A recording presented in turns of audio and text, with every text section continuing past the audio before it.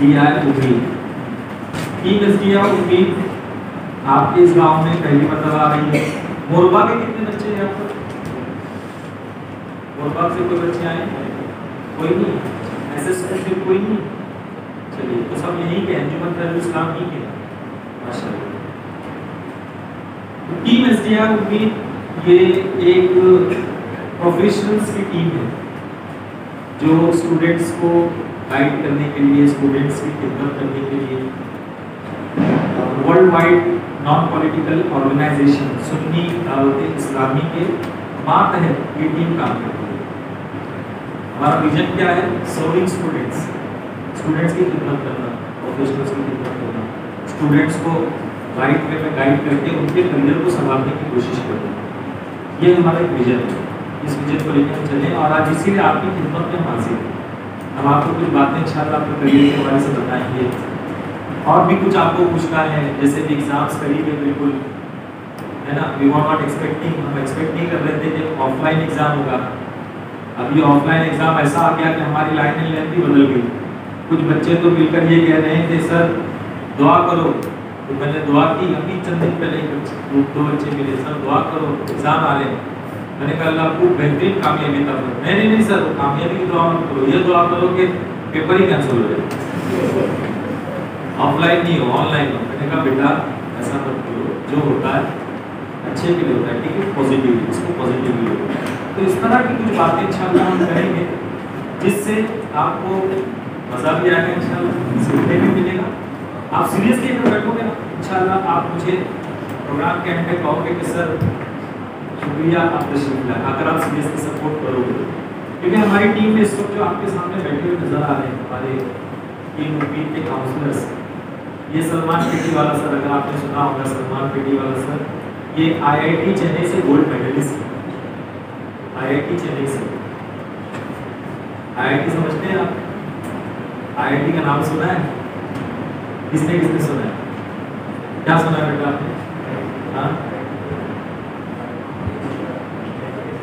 जी बोलो, फ्री हाँ, कुछ जो पता है वो बोलो। आईआईटी के बारे में क्या पता? नाम सुना है, आईआईटी सुना है बस। और किसी ने कुछ सुना है आईआईटी के बारे में? कमान यस और नो, नहीं तो नहीं। आपण कभी ऐकले आईआईटी का असते? कभी ना, कभी सुने नहीं आईआईटी क्या रहता है?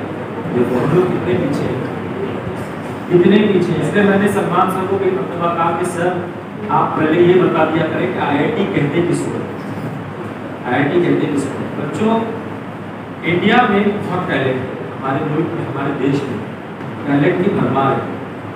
हमारे पास बहुत से टैलेंटेड बच्चे भी हैं, टैलेंटेड इंजीनियर्स भी हैं, और हमारे इंजीनियर्स बाहर जा जाकर नई नई टेक्नोलॉजी बनाते हैं और दुनिया को फायदा पहुंचाते हैं।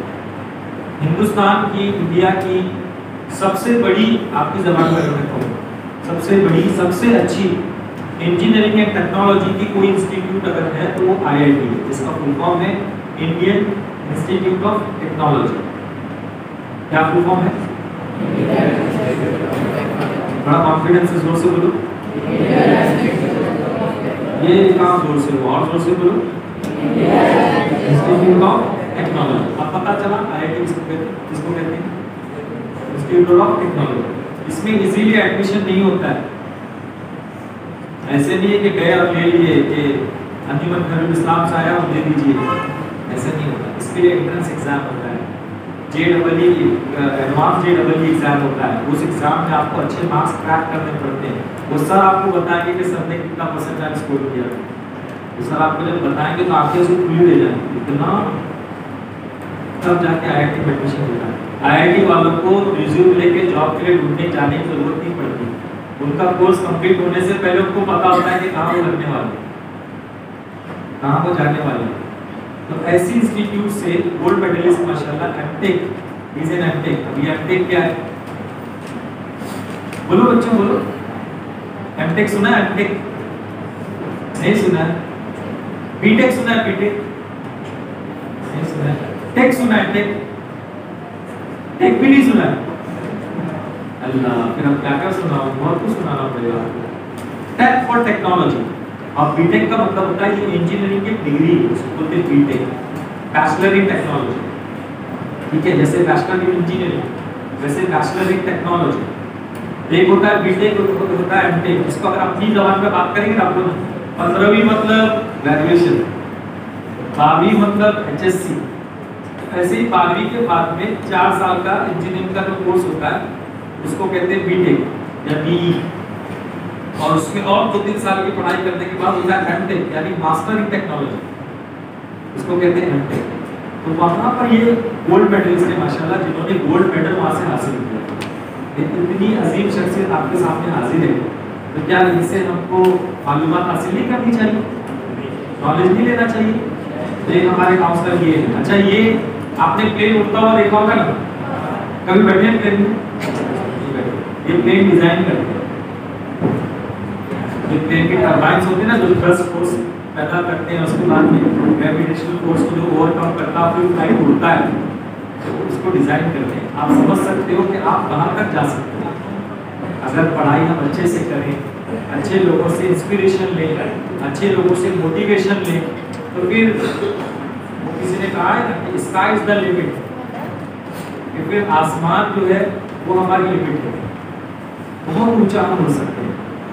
तो ये हमारे सलमान पेटी वाला सर, या हमारे सुहेल बरकाती सर बैठे हुए माशाल्लाह, BSc B.Ed है, BSc with chemistry and B.Ed, और ये साइंस टीचर है माशाल्लाह स्कूल में। फिर हमारे निजामुद्दीन सर बैठे, ये MBA है, MBA masters in business administration. और मैं आपके सामने खड़ा हूँ, मेरा नाम है मोहम्मद मूसा और मैं केमिकल इंजीनियर हूँ, भारत पेट्रोलियम कॉर्पोरेशन लिमिटेड में मैं सर्विस करता हूँ, BPCL इसमें मैं सर्विस करता हूँ। तो चलो हम अपने प्रोग्राम को स्टार्ट करते हैं और कुछ चीज़ें हम लोग आपसे डिस्कस करते हैं। आपके सामने तशरीफ लाते हैं सलमान पेटी वाला सर, और कुछ चीज़ों को हम समझने की, कुछ फील्ड्स को हम समझने की कोशिश करेंगे, एग्जाम्स को कैसे पास करना है इसके बारे में बातें करने की कोशिश करेंगे। तशरीफ लाते हैं सलमान पेटी वाला सर, आप पूरे फोकस होकर सुनोगे ना, साथ दोगे ना इंशाल्लाह?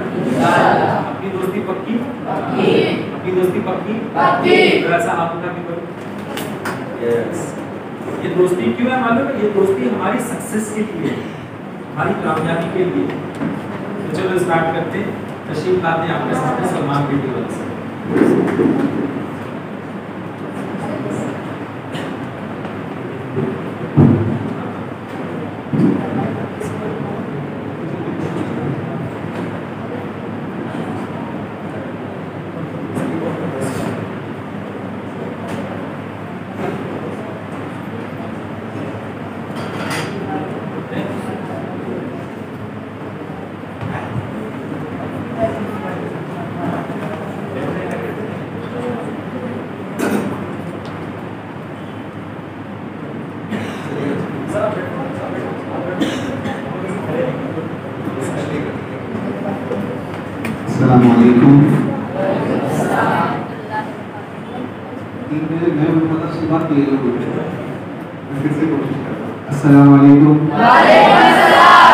अब ऐसा लग रहा है 3 बजे मैं उठाता और आप कलर पढ़ने के बाद थोड़ा सोए होंगे और 8-10 बजे थोड़ा कंफर्टेबली उठे होंगे।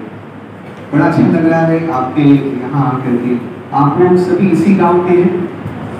सभी इसी गांव के माशाल्लाह। बड़ा अच्छा लगा आपका गांव, बहुत पीसफुल लगा। कहीं झाड़ दिख रहे हैं, कहीं पहाड़ दिख रहे हैं।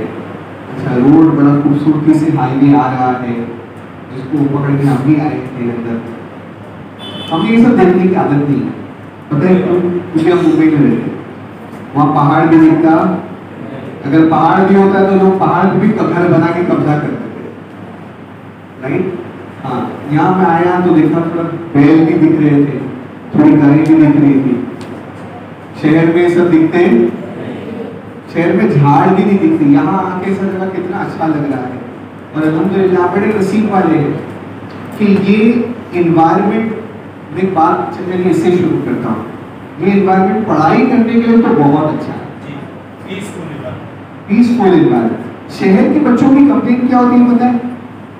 सर बाजू वाले घर से पूरा दिन आवाज आती रहती है, या रोड नॉइज पोल्यूशन, एग्जैक्टली, या सर रोड पे से बार बार हॉर्न मारने की आवाज आती रहती है। आप में से कितने लोग बॉम्बे गए हैं? सब गए, बराबर, मुंबई गए। वो लोग कंप्लेन करते रहते सर हमेशा घर में हॉर्न मारने की किसी न किसी की बाहर से आवाज आती रहती है, कुछ ना कुछ होता रहता है, बाहर किसी की शादी होती रहती है, मंडप लगा होता है, जो से डीजे बज रहा होता है, उसकी वजह से हम अपनी पढ़ाई में कॉन्सेंट्रेट नहीं कर पाते। पर क्या आपके पास ऐसा रीजन है? नहीं, आपके पास ऐसा कोई रीजन नहीं है। अच्छा चलिए, ये तो बात हम बाद में करें। हमारे चांद सर जब स्टार्ट आपको इंट्रोडक्शन दे रहे थे तो वो कह रहे थे कि हम थोड़ा करियर काउंसलिंग के बारे में आपको बताएं। करियर काउंसलिंग आपने सुना होगा, क्या होता है? आपको आगे 10वीं के बाद कौन सी ब्रांचेस लेनी है उसके बारे में हम बताएंगे, ठीक है? उस पर थोड़ा सा मैं बात में आऊंगा, अभी उसके बारे में इतना नहीं। पर पहले जो करंट प्रॉब्लम आप फेस कर रहे हैं ना, पहले मैं उसके बारे में बात करूँ। कुछ बात करेंगे इंशाल्लाह, सबका ध्यान है। अब आप बच्चे से ज्यादा करके बच्चे 10th स्टैंडर्ड के पूछा सर, ये सब बच्चे हैं ना, एक अल्फाज यूज करूंगा, 8th फ्री में पास हो गए। पास हो गए कि नहीं हो गए? 9th भी गलत बोल रहा हूँ, सही बोल रहा हूँ? हाँ सही है, बिल्कुल सही, बहुत अच्छा लगा मुझे एटीट्यूड बोलना, छुपना नहीं, शर्माना नहीं। 8th फ्री में पास हुए ना, 9th फ्री में पास हुए ना, कोई फेल हुआ इसमें से 9th में? जाहिर सी बात है, 9th में फेल होते तो यहाँ क्यों होते? 10वीं में कैसे आते? पर 8th में और 9th में फेल होने के बाद अब आ गया है 10th।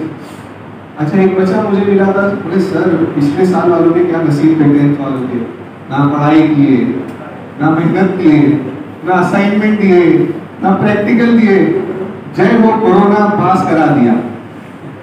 हुआ कि नहीं हुआ? हाँ, पर आप लोग उतने लकी नहीं, सच्ची बात है, उससे ज्यादा लकी हो। अच्छी अगर सही मायनों में देखने जाए तो आप लोग लकी हो कि आज आपको जागने का मौका मिल रहा है। कई ऐसे लोग हैं जिनको अभी भी जागने का मौका, वो सोच रहे निकल जाएगा, अगले साल देखेंगे कोई नया वेरिएंट आ जाएगा तो हम घर पे फिर से बैठ जाएंगे। ऑनलाइन एग्जाम हम देते थे सर। यहाँ ना एक चीज मैं बोलूँगा, सलमान सर और मेरा प्रोग्राम नॉर्मली ऐसे ही होता है, ये इतने हाईली क्वालिफाइड है माशाल्लाह, लेकिन उसके बावजूद इनके अखलाक इतने अच्छे हैं कि हर किसी के साथ ये एडजस्ट हो जाते हैं। जो हमने सर ये कहा ना कि वो लोग लकी थे, लेकिन आप उनसे ज़्यादा लकी हैं, है ना? तो सर का एक डायलॉग मैं बताऊंगा, आई वाज एक्सपेक्टिंग कि सर वो डायलॉग बोलेंगे। सर ने मेरे साथ एक प्रोग्राम में कहाँ बोला था आपने, यहाँ बच्चे भावनगर गुजरात में your doing same kind of program. उसमें सर ने कहा था कि बच्चे एक चीज़ याद रखो कि अगर यहाँ बचे तो आगे फंसे। बात समझ रहे हो? यहाँ बचे तो आगे फंसे। जो लोग 10वीं कोरोना के लिए से पास हो गए ना, वो 11वीं में जाके फंसे। जो लोग इंजीनियरिंग के लास्ट ईयर कोरोना के लिए से पास हो गए, वो इंटरव्यू में जाके फंसे। यहाँ पे एक सर एक चीज ऐड करूँगा, why we are so lucky, हम उनसे ज्यादा लकी क्यों हैं जो फ्री में पास हो गए। सर एक बार क्या हुआ, सर्कस, पहले आप भी गए होंगे सर्कस, मैं भी गया था सर्कस में। सर्कस में एक मतलब ऐसा मेरे अपनी अब्बा लेके गए थे सर्कस में, वहाँ एक कुत्ता था और वो एक अनाउंसर था, अनाउंसर अनाउंस करता था आज कौन सा कपल है जो लड़के आया है, तो कपल के पास जाके खड़ा होता और पब्लिक उससे हंसती थी। फिर अनाउंसर ने अनाउंस किया इस पूरे क्राउड में कौन सा ऐसा बच्चा है जो सबसे ज्यादा मस्तीखोर है, तो वो बच्चा मैं था, मेरे पास कुत्ता भी खड़ा हुआ, ये सबसे ज्यादा मस्तीखोर है। तो सर्कस में इस तरह से होता था कि जानवर अपने अपने कर्तव्य दिखाते थे, लेकिन आपको पता है कि आजकल गवर्नमेंट जानवर के बारे में ज्यादा सीरियस है। तो अचानक गवर्नमेंट ने ये रूल पास किया कि सर्कस में जानवर नहीं होंगे, जानवर नहीं होंगे। तो सर्कस में कौन कौन से जानवर होते थे पहले बताओ? शेर। सबसे पहला नाम किसका आया? शेर का नाम आया। सबसे पहला नाम किसका आया? शेर बनना है, शेर बनना है, शेर बन सकते। कैसे बन सकते मालूम है? मैं बोलूँगा आप शेर है, आपका क्या नाम है? मोहम्मद हमीदुल्लाह। मोहम्मद हमीदुल्लाह शेर है, बोलो आप भी क्या है? शेर है। टूट लगाने की देर है। मैंने बोला था बच्चों आप मत कुछ करो, हम लोग हंसाएंगे क्या, है ना? कि हमीदुल्लाह क्या है? शेर है, लेकिन क्या है? धूम लगाने की दे दे। तो शेर ही को पहला नाम किसका है? शेर का। सर्कस वालों ने क्या किया, बोले वो शेर को कौन पालेगा, उसको बहुत खिलाना पड़ता है, उसका पेट जल्दी बढ़ता नहीं है, उसको खिलाना पड़ता है, उसको करेंगे क्या? बोले एक काम करते हैं, उसको जहाँ से लाए थे वहाँ ले जाके छोड़ दो। तो शेर को लेके गए जंगल में, छोड़ दिए, जंगल में छोड़ दिए शेर को। और उसके बाद 1 महीने के बाद वापस जंगल में गए देखने के लिए, वो शेर से लगाव गया था ना, इतने दिन अपने साथ था, तो याद आई वो शेर की। तो शेर के नाम भी होते हैं, किसका नाम रानी है, किसका नाम क्या है, आप न्यूज़ पढ़ोगे तो आपको पता चलेगा। नरोबा जंगल में ये शेर का ये नाम है, उसने ये किया ये किया। तो जब ढूंढने गए तो जाके देखा तो शेर मरा हुआ पड़ा, ऐसा पड़ा था। और लोगों ने